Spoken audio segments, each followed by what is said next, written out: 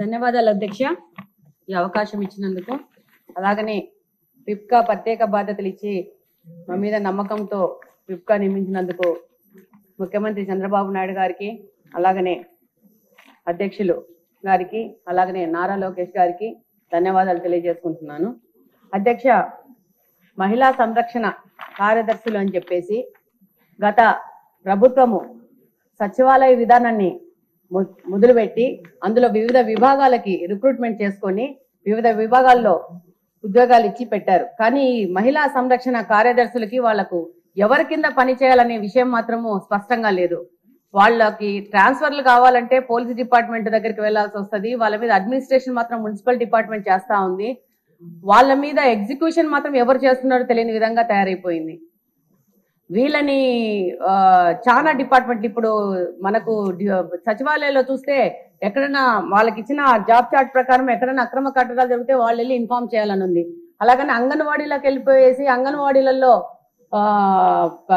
Pregnant women కానీ, anaemic patients కానీ, after delivery అయిపోయినాక లాక్టిక్ ఉమెన్స్ కానీ సంరక్షణ కూడా వీళ్ళకే అప్పచెప్పడం జరిగింది అధ్యక్ష.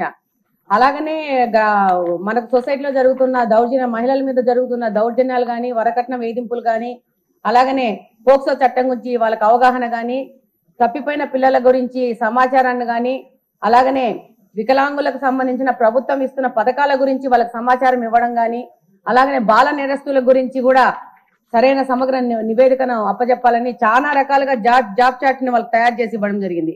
కానీ వాస్తవంగా ఈ రోజు సచివాలయంలో గమనిస్తే ఈ యొక్క మహిళా సంరక్షణ కార్యదర్శులు ఏం పని చేస్తున్నారంటే జిరాక్స్ మిషన్ లో పేపర్లు పెట్టుకుంటూ తీసుకుంటూ టైం పాస్ చేస్తున్నారు. కానీ వాళ్ళకి జాబ్ ఏంటి, వాళ్ళు చేయాల్సిన పని ఏంటనేది దిశానిర్దేశం లేకుండా వాళ్ళది ఒక పోస్ట్ వేస్ట్ అయిపోయిన విధంగా తయారైపోయింది. ఇప్పుడు మంచి ప్రభుత్వం, తెలుగుదేశం ప్రభుత్వం, కూటమి ప్రభుత్వం వచ్చింది. ఈ యొక్క సచివాలయ ప్రక్షాళన అనేది చేయాల్సిన అవసరం ఎంతగానో ఉంది. వీళ్ళకి వీళ్ళ డ్యూటీస్ అనేసి ఒకసారి ప్రభుత్వం ఆలోచించి వాళ్ళకి సరైన దిశానిర్దేశం ఇవ్వాల్సిన అవసరం ఉంది. దాన్ని అధ్యక్ష. నమస్కారం అధ్యక్ష. శ్రీమతి విజయశ్రీ గారు, మినిస్టర్ గారు, మీరు రిప్లై అధ్యక్ష, గౌరవ సభ్యులు రవికుమార్ గారు, చరితారెడ్డి గారు, మాధవిరెడ్డి గారు ఇచ్చిన వాళ్ళు అడిగిన క్వశ్చన్స్ కి అధ్యక్ష, ఇక్కడ ఇది ఒక పెద్ద అంటే లాస్ట్ గవర్నమెంట్ అసలు అంటే ఇటువంటి దాన్ని ఏమంటారు యాక్ట్లను కూడా చదువుకోకుండా ఎంత గుడ్డిగా ఇటువంటి జీవోలు ఇష్యూ చేసిందని చెప్పడానికి ఇది ఒక తార్కాణం కింద మనం భావించవచ్చు అధ్యక్ష. ఎందుకంటే యాక్చువల్గా వీళ్ళని మహిళా లేదా గ్రామ వార్డు మహిళా సంరక్షణ కార్యదర్శుల కింద ఇందాక సభ్యులు చెప్పినట్టుగా జీవో నెంబర్ MS నెంబర్ 129 ప్రకారం 2019లో వీళ్ళు నియమించడం జరిగింది అధ్యక్ష. ఓవరాల్ గా చూస్తే అధ్యక్ష వీళ్ళు 15,000 మంది రిక్రూట్మెంట్ చేస్తే అధ్యక్ష దగ్గర 13,815 మంది ఈ రోజు కార్యదర్శుల కింద మహిళా సంరక్షణ కార్యదర్శుల కింద పనిచేసే పరిస్థితి ఉంది అధ్యక్ష. అందులో సుమారుగా 1,189 ఆటోమేటిక్ ఇంకా ఖాళీలు ఉన్నాయి అధ్యక్ష.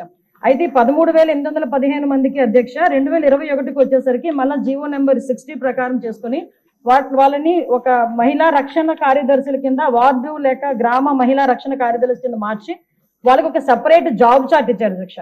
జాబ్ చార్ట్ లో కూడా అధ్యక్ష చూస్తే పోలీస్ డిపార్ట్మెంట్ ఇందాక కోన రవికుమార్ గారి సభ్యులు చెప్పినట్టుగా ఒక చీఫ్ సెక్రటరీకి ఎన్ని బాధ్యతలు ఉంటాయి అన్ని బాధ్యతలు కూడా ఒక గ్రామ మహిళా సంరక్షణ కార్యదర్శికి అప్పచెప్పడం అన్నది చూస్తేనే అధ్యక్ష వీళ్ళ తాలూకు అవివేకం అన్నది లాస్ట్ గవర్నమెంట్ తాలూకు అవివేకం అన్నది చాలా క్లియర్ గా అర్థమవుతుంది అధ్యక్ష. ఎందుకంటే అధ్యక్ష ఈ రోజు మనం ఇక్కడ చూసుకుంటే అధ్యక్ష పోలీస్ డిపార్ట్మెంట్ లో ఒక ఉద్యోగం సాధించాలంటే వాళ్ళు శారీరక దారుఢ్య పరీక్షలు వాళ్ళు నెగ్గాలి, రిటర్న్ టెస్ట్ వాళ్ళ ఎగ్జామ్ పాస్ అవ్వాలి, 9 months ట్రైనింగ్, కఠోరమైన ట్రైనింగ్ ఉంటుంది అధ్యక్ష. కఠోరమైన ట్రైనింగ్ తర్వాతనే ఆ పోలీస్ కానిస్టేబుల్స్ కింద వాళ్ళు అందరూ కూడా బయటకు వచ్చి పోలీస్ డిపార్ట్మెంట్ వర్క్ చేసే పరిస్థితి ఉంటుంది అధ్యక్ష. కానీ వీళ్ళని మహిళా రక్షణ కార్యదర్శి కింద ఏర్పాటు చేసిన తర్వాత కేవలం 2 వారాలు వాళ్ళకి ట్రైనింగ్ ఇచ్చి, ఒకటేమో ఒక వారం పోలీస్ డిపార్ట్మెంట్ వాళ్ళు, ఇంకొక వారం ICDS డిపార్ట్మెంట్ వాళ్ళు ట్రైనింగ్ ఇచ్చి ఓవరాల్ చెప్పాలంటే వీళ్ళు గ్రామాల మీద వదిలేశారు అధ్యక్ష. వాళ్ళు పంపించిన తర్వాత కూడా వాళ్ళకి ఇష్టాలు కూడా గ్రహించకుండా పోలీస్ డ్రెస్ కూడా వాళ్ళకి వేయటానికి ఇంచుమించుగా పోలీస్ యూనిఫామ్ కూడా వాళ్ళకి వేయాలి అని చెప్పి వాళ్ళు రిస్ట్రిక్ట్ చేస్తే వాళ్ళు కూడా దానికి భయపడి బాధపడి చాలా మంది కోర్టులకు వెళ్ళిన సందర్భాలు కూడా ఉన్నాయి అధ్యక్ష. ఈ రోజు కోర్టులో దగ్గర 7 రిట్ పిటిషన్లు మహిళా కార్యదర్శికి సంబంధించి ఒక అవగాహన లేకుండా డబ్బులు ఇచ్చుకుని పెట్టుకున్నాడు కదా, ఆ మేధావులందరూ కలిపి ఆల్రెడీ 12,000 మంది వీళ్ళు పనిచేస్తున్నారు కదా, వీళ్ళని వాళ్ళు పోలీసుల కింద కన్వర్ట్ చేసేస్తే వాటిని తగ్గించి వచ్చని ఒక ఉచిత సలహా పడేశారు అధ్యక్ష. దానికి వెనకాతలు ఒక పోలీస్ డిపార్ట్మెంట్ మీద ఒక అవగాహన, పోలీస్ రిక్రూట్మెంట్ మీద ఒక అవగాహన, వాళ్ళ తాలూకా జాబ్ చార్ట్ మీద ఒక అవగాహన ఉండుంటే ఇలాంటి పని చేసి ఉండేవారు కాదు అధ్యక్ష. ఈ రోజు వీళ్ళ పరిస్థితి ఏమైపోయిందంటే వీళ్ళు వెళ్ళి రిపోర్ట్ చేయాల్సింది గ్రామ సెక్రటరీకి రిపోర్ట్ చేయాలి. వీళ్ళు అడ్మినిస్ట్రేటివ్ పవర్స్ ఎక్కడ ఉంటాయంటే పోలీస్ డిపార్ట్మెంట్ దగ్గర ఉంటాయి. వీళ్ళకి జీతం ఇచ్చేదేమో ఎంపీడీఓ, లీవ్ ఇచ్చేదేమో ఎంపీడీఓ, మళ్ళా తిరిగి ఒకవేళ ట్రాన్స్ఫర్ అవ్వాలంటే డిపార్ట్మెంట్ కలెక్టర్ దగ్గరికి వెళ్ళాలి అధ్యక్ష. అంటే వీళ్ళకి సంబంధించి ఒక అథారిటేటివ్ ఆఫీసర్ ఒకరు కూడా లేక ఇన్ని డిపార్ట్మెంట్స్ తో పోనీ పైకి వచ్చిన తర్వాత ఏదైనా పని చేద్దామంటే వీళ్ళు తాలూకా అంటే పైచి అంత పెరిగిపోయిందంటే లాస్ట్ గవర్నమెంట్ కి వీళ్ళ చేతే తక్కువ జీతాలు ఇచ్చి ఎక్కువ పని చేయించుకుందామని క్రైమ్ ఆఫ్ ఎఫెన్స్ దగ్గర కూడా కాపాడడానికి కూడా వీళ్ళు తీసుకెళ్లాలంట. నాన్ బెయిలబుల్ వారెంట్లకు సంబంధించి వీళ్ళు సపోర్ట్ చేయాలంట. అక్కడికి వెళ్ళి మహిళా సంరక్షణ కార్యదర్శుల కింద, మహిళా రక్షణ కార్యదర్శుల కింద అక్కడ ఉన్న అవగాహన కల్పించడం, లేకపోతే ఐసిడిఎస్ సంబంధించి ఏదైనా మిడ్ డే మీల్స్ చూడడం అంతవరకు ఓకే. ఆఖరికి పోలీస్ డిపార్ట్మెంట్ కి వాళ్ళ ఇన్వెస్టిగేషన్ లోని కూడా వీళ్ళు హెల్ప్ తీసుకొని చేసుకునే పరిస్థితి కనిపించింది. లాస్ట్ గవర్నమెంట్ లో చాలా మంది మాతోనే మొరపెట్టుకున్నారు అధ్యక్ష. మేము ప్రతిపక్షంలో ఉండేటప్పుడు పోరాటాలు చేసేటప్పుడు మాకు సెక్యూరిటీ కింద మమ్మల్ని ఆపడానికి, సెక్యూరిటీ కూడా కాదు మమ్మల్ని ఆపడానికి ఈ మహిళా కానిస్టేబుల్ తో పాటు మహిళా పోలీసులు కూడా పంపించేవారు. మేము అడిగేవాళ్ళం మీరెవరమ్మా, మహిళా పోలీసా మహిళా కానిస్టేబుల్ అంటే మహిళా పోలీస్ అండి అని. ఇందులో విషయం ఏంటంటే అధ్యక్ష చాలా మంది ఏస్ అయిపోయిన వాళ్ళు ఉన్నారు. మళ్ళీ ఇంకోటి ఏంటంటే ఎంటెక్లు బీటెక్లు చేసుకుని కొంతమంది ఫ్యామిలీస్ పోలీస్ డిపార్ట్మెంట్ లోకి కొంతమంది యాక్సెప్ట్ చేస్తారు, కొంతమంది యాక్సెప్ట్ చేయకపోతారు. ఇలాంటి సిచ్యువేషన్స్ అన్నింటిలోని కూడా ఈ రోజు వీళ్ళు పడుతున్న బాధ అధ్యక్ష వర్ణనాతీతం. ఇంకొకటి ఇందులో కొసమెరుపు ఏంటంటే ఎన్నో సంవత్సరాల కానిస్టేబుల్ కింద చేస్తే హెడ్ కానిస్టేబుల్ ప్రమోషన్ వస్తుంది. హెడ్ కానిస్టేబుల్ దగ్గర నుంచి ఒక ఏఎస్ఐ, ఎస్ఐ, సిఏ ర్యాంక్ వరకు వెళ్తారు. వీళ్ళు ఎటువంటి రిక్రూట్మెంట్ లేదు, ఎటువంటి శారీరక దృఢ పరీక్షలు లేవు, ఎటువంటి రిటర్న్ టెస్టులు లేవు, ఎటువంటి ట్రైనింగ్స్ లేవు. వీళ్ళకి కూడా మహిళా పోలీస్ దగ్గర నుంచి అప్ టు ఇన్స్పెక్టర్ వరకు కూడా వీళ్ళకి కూడా ఒక ప్రమోషన్ జాబ్ చార్ట్ ఇచ్చేసి ఒక జీవో కూడా రిలీజ్ చేశారు అధ్యక్ష. అంటే వీళ్ళు ఎంత అంటే అవగాహన లేదు. అప్పుడు మనందరం అనుకునే వాళ్ళం తొగ్లక్ పరిపాలన అని. దానికి ఇది ప్రత్యేక సాక్ష్యం కింద మనం ఈ మహిళా రక్షణ కార్యదర్శుల గురించి చూడాలంటే ఇది మనం చెప్పుకోవచ్చు అధ్యక్ష.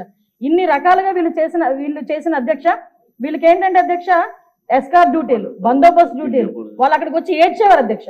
ప్రస్తుతం చాలా మంది మేము వచ్చిన తర్వాత కూడా ఇప్పుడు ఈ విషయంలోనే గౌరవ సభ్యులందరూ కూడా చెప్పడం జరిగింది. వీళ్ళు పోలీస్ డిపార్ట్మెంట్ కి సంబంధించిన వాళ్ళ కింద ఉంచాలా, లేకపోతే ఐసిడిఎస్ లో మనం పంపించుకోవాలా, వేరే ఎవరికైనా ఏదైనా జాబ్ చార్ట్ ఇచ్చి సపరేట్ గా వీళ్ళు ఏదైనా మనం చేయాలా అనేది ఆలోచన చేసుకోవడానికి ఒక సుదీర్ఘమైన చర్చ అయితే జరగాలి అధ్యక్ష. మేము చర్చిస్తాం అధ్యక్ష.